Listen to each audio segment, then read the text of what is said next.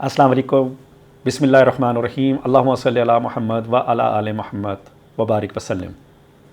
میں ہوں خباب سجاد، اور جیسے کہ میں نے بتایا کہ میں اب حدیث کی چیزیں جو کہ چھوٹی چھوٹی ہیں جس سے آپ کو اتنا فائدہ ہوگا کہ آپ کی سوچ نہیں ہے، تو میں اس کے فضائل آپ کو بتاؤں تاکہ آپ ان چیزوں کو کریں، تاکہ آپ لوگ اس نحوست والے دور سے، یا ایسا کہہ نہیں سکتے کیونکہ اللہ کے رسول کی صلی اللہ علیہ وسلم کی حدیث مبارکہ ہے کہ زمانے کو برا مت کہیں۔ یہ حدیث میرے پاس ہے، کچھ لوگ کہتے ہیں ہمیں جھوٹ ہے، جس نے دیکھنی ہے وہ جا کے حدیث کی کتابوں میں دیکھیں، مسلم شریف میں بھی ہے، بخاری شریف میں بھی ہے۔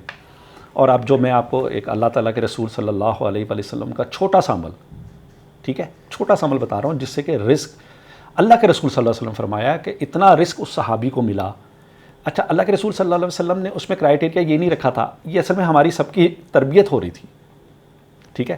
تربیت سے مراد یہ کہ جو چیزیں ڈلیور کی جا رہی تھیں، جب تک امت محمدیہ صلی اللہ علیہ وسلم ہے تو یہ چیزیں اسی طرح فیضیاب رہیں گی جب تک روز محشر نہیں آئے گا، اور جو ان کو پڑھتا رہے گا۔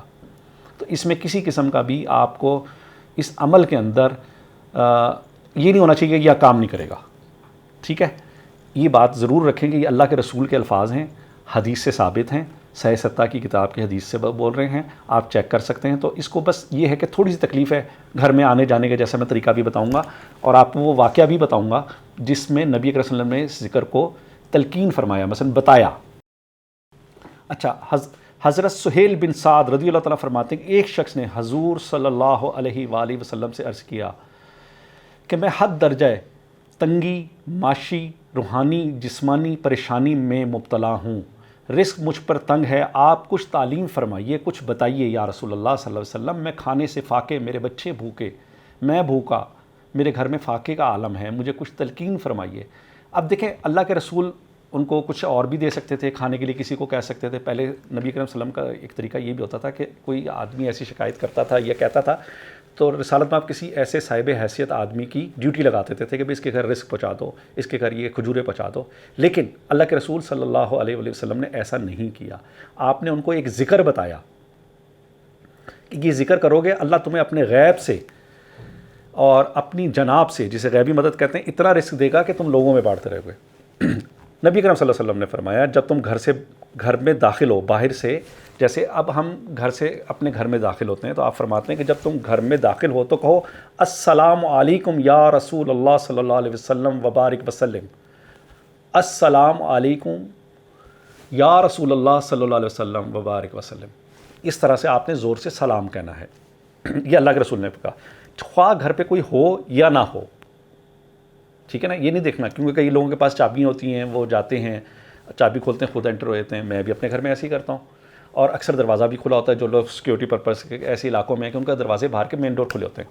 اچھا، ایک تو مین ڈور ہے نا آپ کا، جو گراج کا پہلا دروازہ ہوتا ہے جس میں گاڑی جاتی ہے، آپ نے گاڑی میں بیٹھ کے پہلے یہ کرنا ہے جو میں آپ کو بتا رہا ہوں، السلام علیکم، السلام علیکم یا رسول اللہ صلی اللہ علیہ وسلم وبارک وسلم علیہ۔ پھر اس کے بعد اللہ کے رسول فرماتے ہیں کہ اس کے بعد سورۃ اخلاص، قل هو اللہ احد اللہ الصمد لم یلد ولم یولد ولم یکن لہ کفوا احد۔ اچھا، اس میں اب ایک چیز کی چینجنگ کی گئی ہے، جو لکھا ہوا ہے وہ لکھا ہوا ہے ایک مرتبہ، ٹھیک ہے، لیکن میرے والد کا، میرے بزرگوں کا طریقہ یہ تھا کہ ہم لوگ 3 مرتبہ پڑھتے ہیں، 3 مرتبہ۔ تو آپ نے 3 مرتبہ سورۃ اخلاص پڑھنی ہے، اور اس کے بعد آپ نے قدم رکھنا سیدھا۔ اچھا، آپ اندر جائیں گے، ایک اور ہمارا گیٹ ہوتا ہے جو اندر انٹر ہونے کے لیے ہوتا ہے، اس میں بھی آپ نے یہی عمل کرنا ہے جیسے آپ نے باہر کیا تھا، السلام علیکم یا رسول اللہ صلی اللہ علیہ وسلم، پھر 3 مرتبہ یا 1 مرتبہ، چلیں آپ ایسے کر لیں۔ اچھا، دن میں جتنی مرضی دفعہ آپ گھر میں داخل ہوں اس عمل کو کریں۔ آپ اپنے کمرے میں سونے جا رہے ہیں، اس عمل کو کریں، ٹھیک ہے۔ آپ باہر کسی بھی چیز کے لیے گئے ہیں، 10 دفعہ گئے ہیں تو 10 دفعہ عمل کریں۔ یقین رکھیں کہ اتنے ہی درجات، اتنا ہی رزق، اتنی ہی ساری چیزیں آپ کو اللہ کا رسول صلی اللہ علیہ وسلم کے وسیلے سے ملیں گی۔ اور دیکھیں، میں ایک بات بتاؤں آپ کو، لوگ نا عاملین کے طریقے پہ، مثلا کہ میں یہاں پہ کہوں نا میں آپ کو یہ عمل بتا رہا ہوں، اس پہ لوگ بڑے اس سے عمل کرنا شروع کر دیں گے کہ جناب بابا جی نے بتایا ہے یا فلاں لوگ نے بتایا۔ تو آپ نے یہ یاد رکھیں یہ نبی اکرم صلی اللہ علیہ وسلم کے الفاظ ہیں، تو یہ ہر لحاظ سے پورے ہوں گے۔ یہ 100 کیا 1000 کروڑ عملوں سے بہت بہتر عمل ہے کہ آپ اس کو کریں۔ گھر میں جب داخل ہوں سلام کریں، اس کے بعد 1 مرتبہ یا 3 مرتبہ سورۃ اخلاص پڑھیں، اور دیکھیں آپ کی مفلسی کیسے نہیں دور ہوتی انشاءاللہ تعالیٰ۔ بس آپ نے کرنا ہے، اور اپنے بچوں کو بھی تلقین کرنا ہے، اپنی بیوی کو بھی تلقین کرنا ہے، اور اس چیز کو آگے سے آگے پھیلانا ہے۔ کوئی آدمی آپ سے پریشانی کی بات کرتا ہے اس کو کوئی یار اللہ کے رسول کا یہ طریقہ اپناؤ، تو مجھے امید ہے کہ انشاءاللہ تعالیٰ آپ کو اجر عظیم بھی ملے گا، اور آپ کے گھر سے بے برکتی بھی ختم ہو جائے گی، نحوست بھی ختم ہو جائے گی، اور ساری چیزیں ختم ہو جائیں گی انشاءاللہ۔ اپنی دعا میں یاد رکھیے گا۔ السلام علیکم، اللہ حافظ۔